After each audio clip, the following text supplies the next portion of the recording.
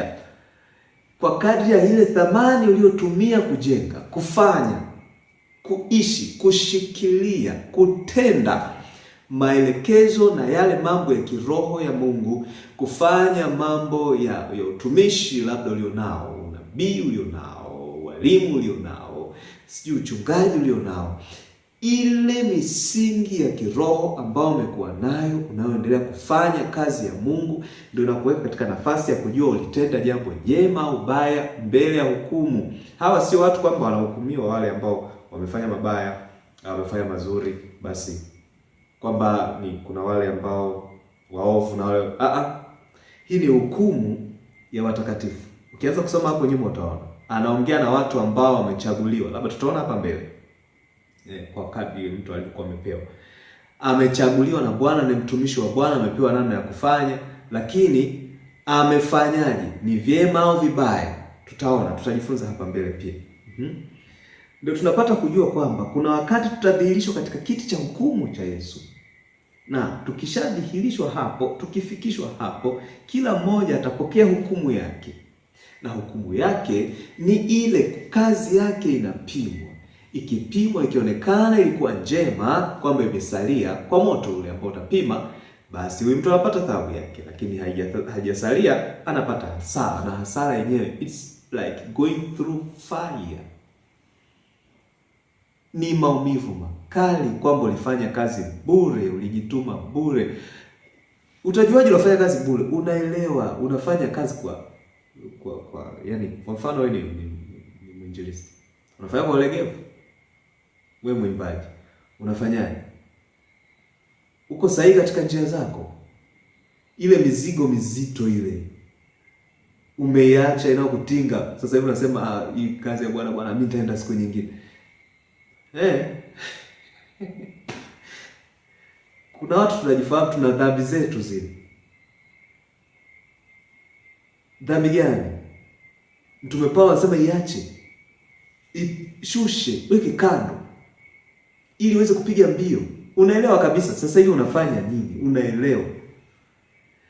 Je, umeenda kuhubiri, umeenda kufundisha, umeenda kutoa sadaka, kwa sababu ni nyanja nyingi, tutaangalia zote. Unafanya kwa uaminifu. Okay, nisiende kwa sana mara kama vile nataka kukimbia. Okay, twende taratibu.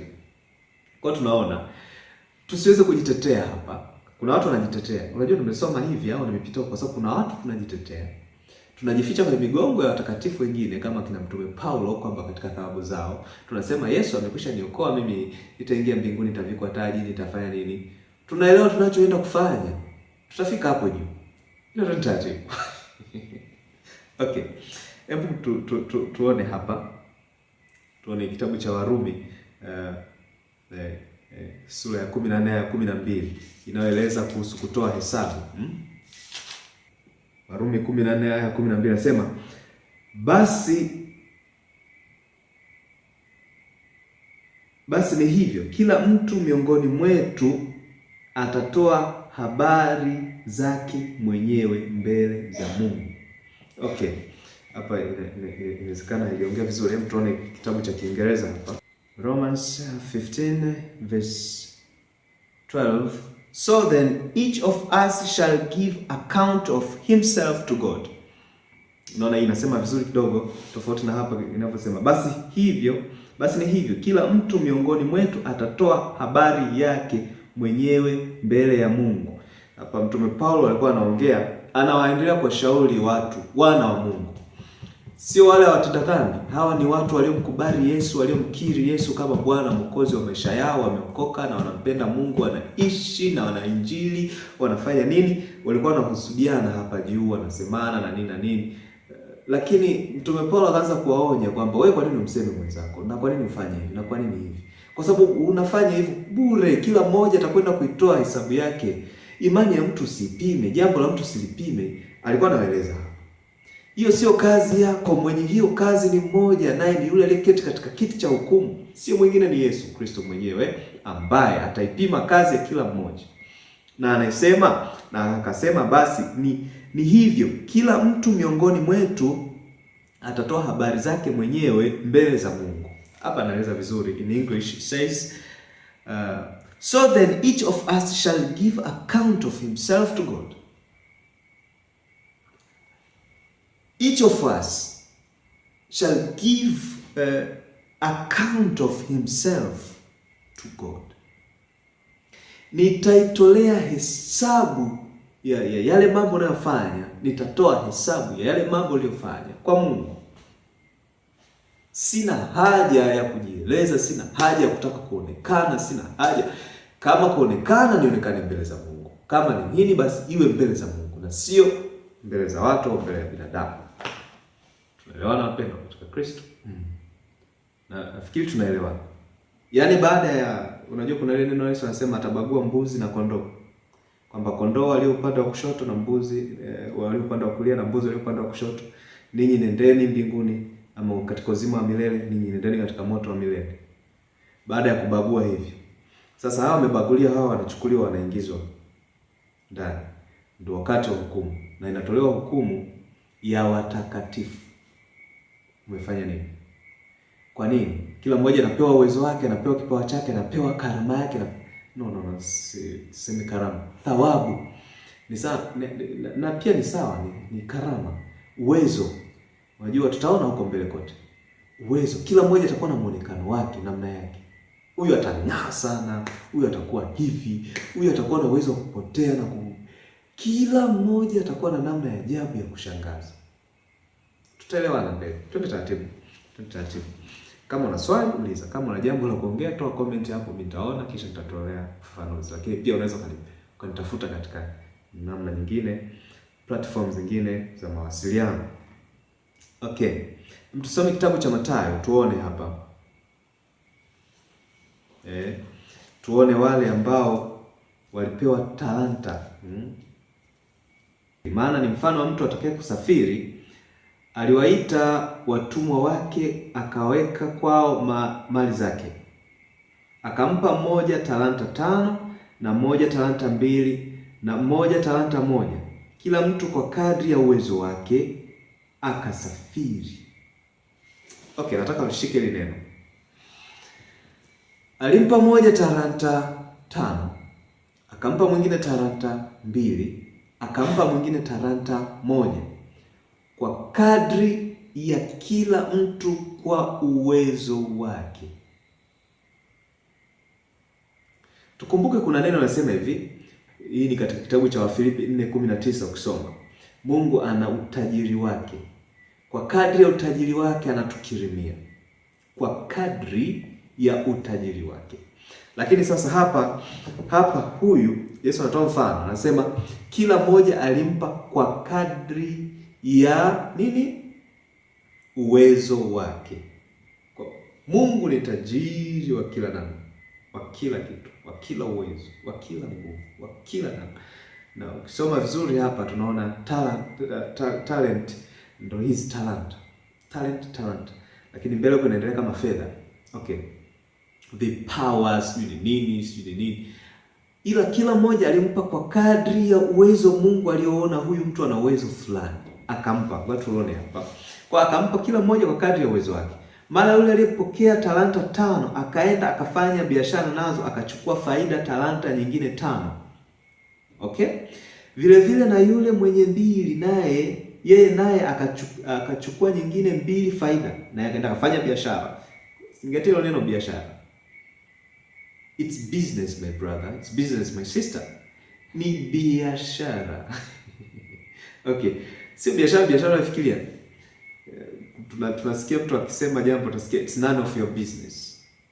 Kama mtu anaingilia jambo langu, analiongelea jambo langu. My friend, none of your business. Leave it alone. Leave me alone. Sio shughuli yako, sio jambo lako. Hii ni tunajua tukisema biashara tunamaanisha biashara. Ukikosea ni loss, ukifanikiwa ni faida. Ni jambo ambalo linahitaji kuwa makini. So huyu akaenda kufanya biashara akapata faida talanta nyingine 5, mwingine akafanya akapata faida 2 kulingana na vile alivyokuwa amepewa talanta 2. Anasema lakini yule aliyepokea 1 alikwenda akafukia chini, akaificha fedha ya bwana wake. Baada ya siku nyingi akaja bwana wa watumwa wale, akafanya hesabu nao. Utaitolea hesabu, kila mmoja atatolea hesabu yake yeye mwenyewe. Akafanya hesabu nao, tunaona muunganiko. Akafanya hesabu nao. Akaja yule aliyepokea talanta 5, akaleta talanta nyingine 5, akisema, Bwana, uliweka kwangu talanta 5, tazama talanta 5 nyingine tazama talanta nyingine 5 nilizopata faida. Bwana wake akamwambia, vema mtumwa mwema na uaminifu. Ulikuwa mwaminifu kwa machache, nitakuweka juu ya mengi. Okay. Ingia katika furaha ya Bwana wako. Vema mtumwa mwema, ulikuwa mwaminifu katika vichache, sasa ninakuweka katika mengi.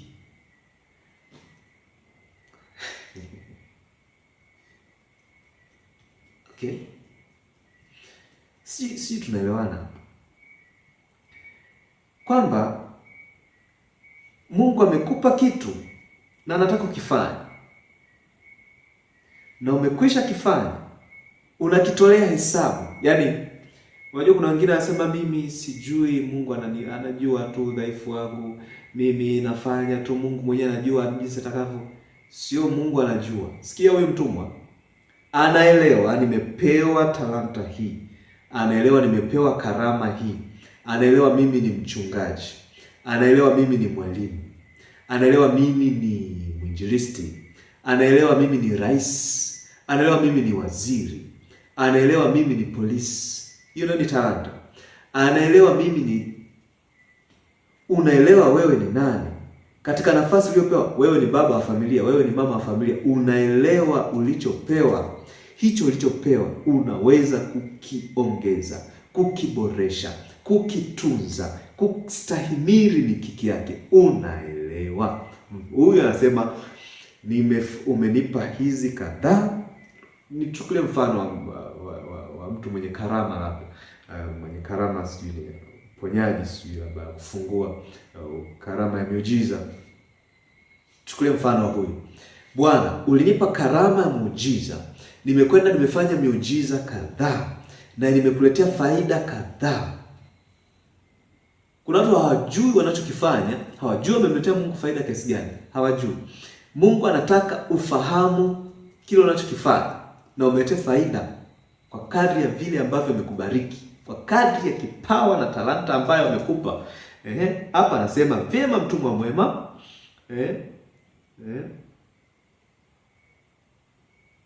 Vyema mtumwa mwema na uaminifu. Ulikuwa mwaminifu kwa machache, nitakuweka juu ya mengi. Ingia katika furaha ya Bwana wako.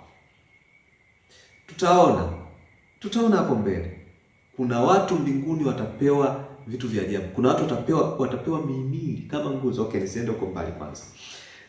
Ingia katika furaha ya Bwana. Kuna kitengo ameambiwa nitakuweka katika vingi. Maana yake katika miji ama katika nini anapatiwa kumiliki huyu Bwana. Anakuja mwingine. Akaja yule aliyepokea talanta 2 akasema, Bwana, uliweka kwangu talanta 2, tazama talanta nyingine 2 nilizopata faida.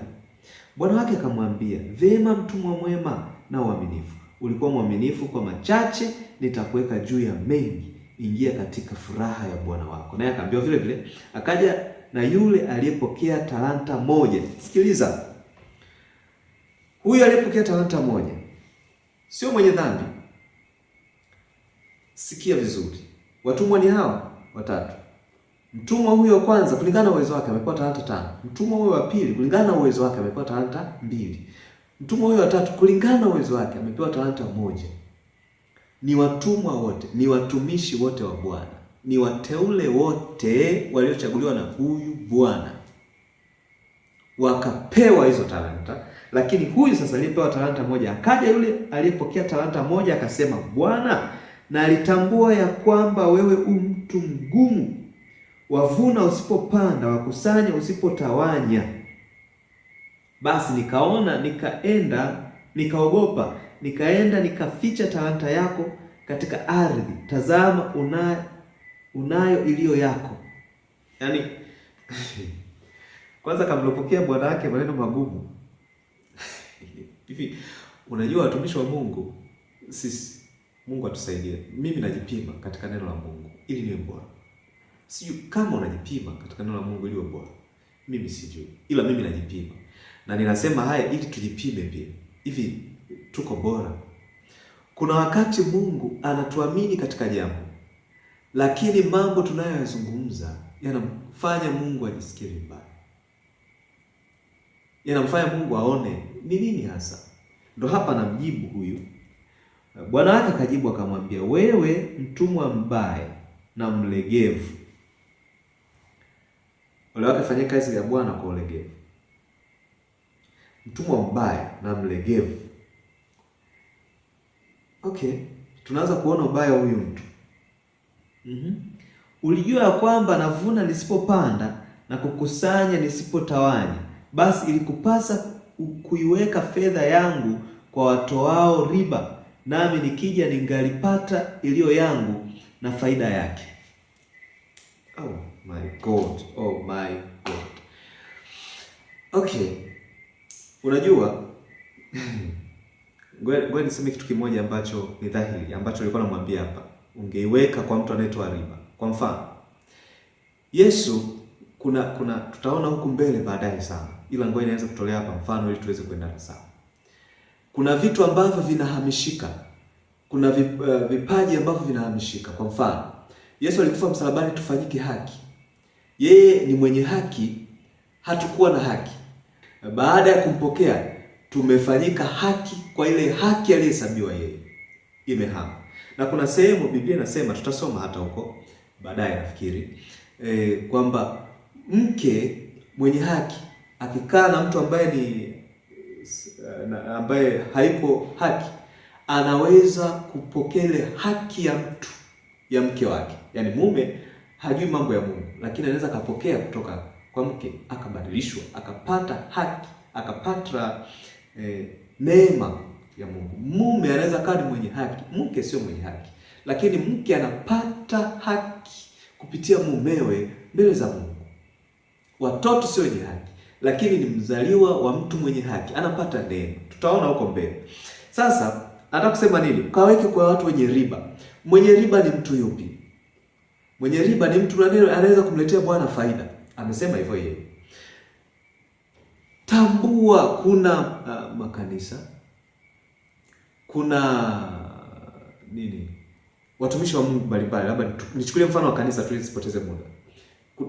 Mfano mtumishi mmoja wa kanisa, unayemfahamu mtumishi wa Mungu, unayempokea moyoni mwako, unayemwamini, unayemkubali katika utumishi wake, na ni wa kweli wa Mungu, unayehakiki. Si unahakikishaje? Mimi sijui. Lakini yule wa kweli wa Mungu, kampe hiyo talanta, kawekeze huko, kajitoe kwake, katoe sadaka kwake, kafanye sijui. Tutaona mbele ninachokiongea sasa hivi, na unaweza usinielewe. Ili ninapokuja mimi nikute faida, yeye atakuwa amenitengenezea pesa nyingine, atakuwa amenitengenezea faida. Ulijua kabisa. Kwa nini ulifanya hivyo? Endelea kumjibu. Basi mnyang'anyeni talanta hiyo, mpeni yule aliye nazo talanta 10. Maana kuna mmoja alikuwa na 5 akawa na 10, akapewa zaidi. Ilimfaa aende ampe hata mwenye 10. Kwa maana kila mwenye kitu atapewa. Kila mwenye kitu atapewa. Sikiliza. Hata umepewa karama hiyo, umepewa kipawa hicho, umepewa namna hiyo, umepewa kazi hiyo, umepewa uongozi huo. Hiyo ni talanta. Ulikuwa na kitu ndio maana tukakupa hiyo nafasi. Kwa mfano mtu anayegombea, tumeona na kitu tukakupa hiyo nafasi. Mungu aliona na kitu akakupa hicho kitu ambacho amekupa. Sasa hivi ulicho nacho amekupatia. Kila mwenye kitu atapewa na kuongezewa tena, lakini asiye na kitu, hata kile alichonacho atanyang'anywa.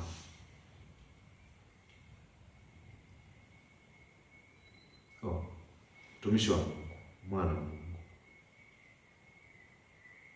natamani tuelewe jambo hili.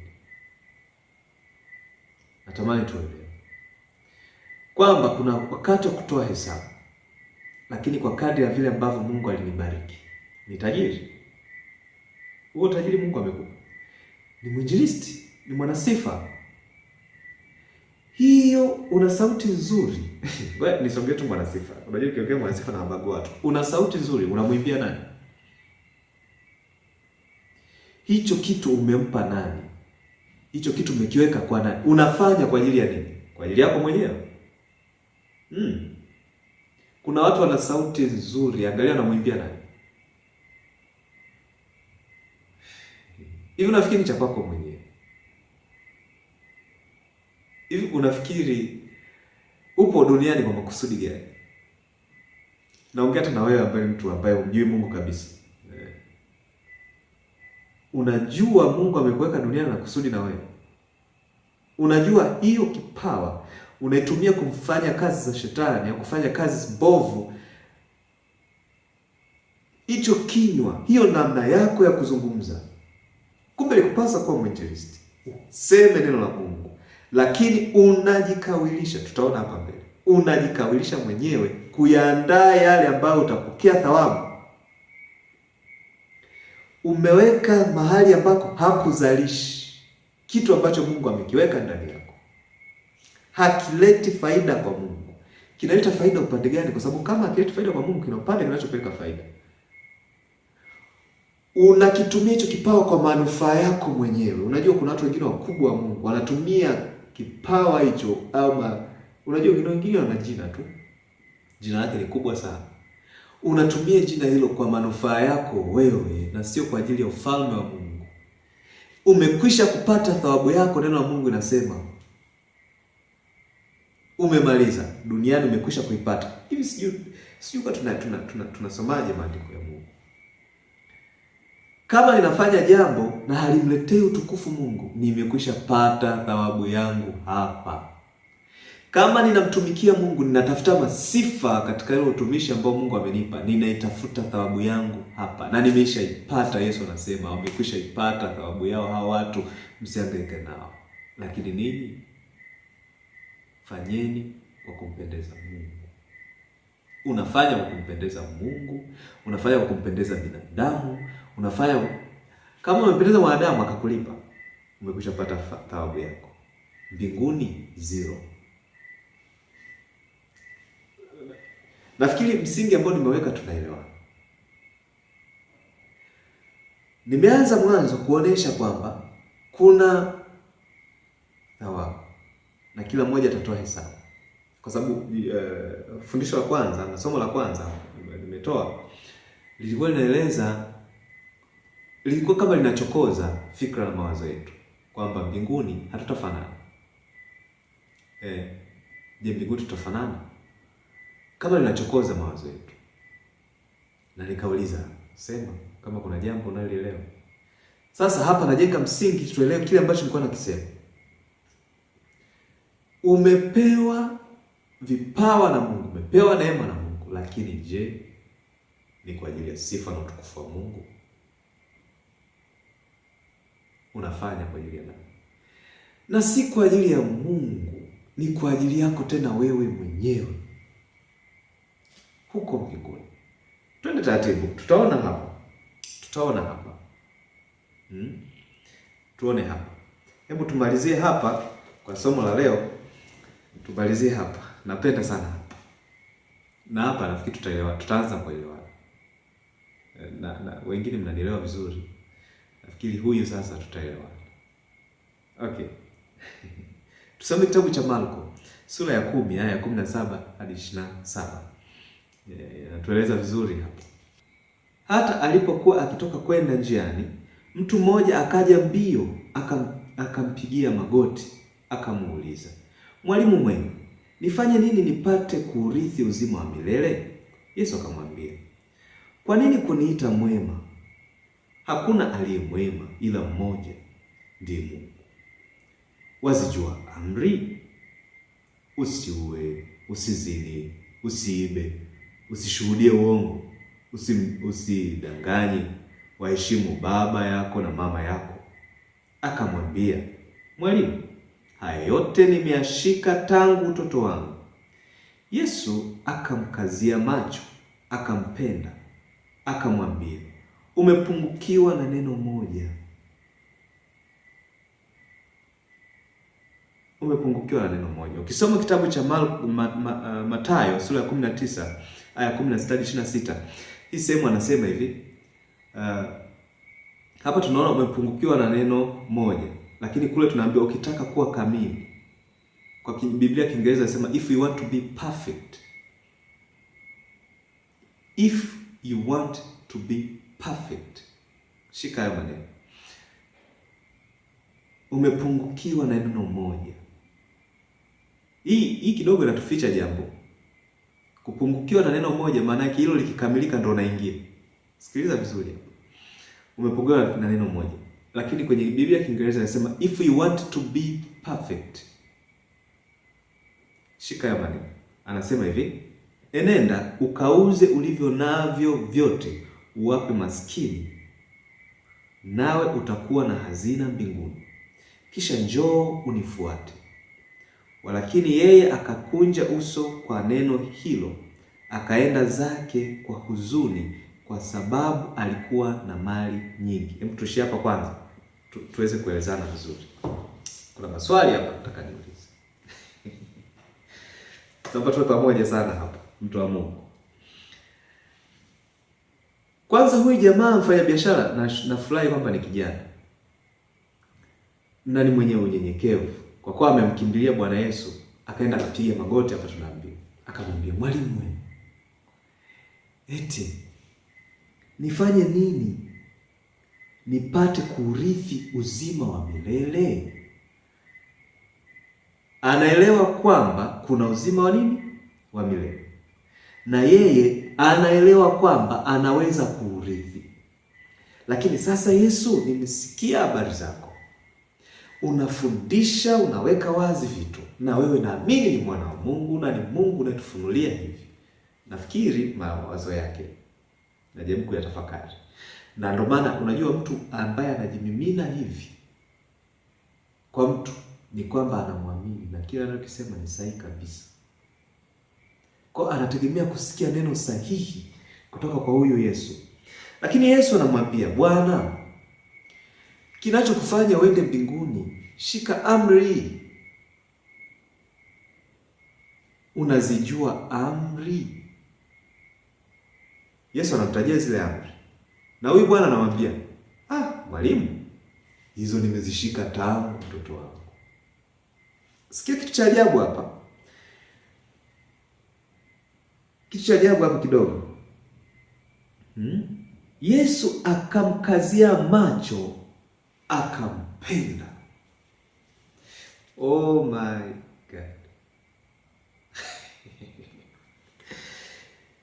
Yesu akamwangalia, akampenda.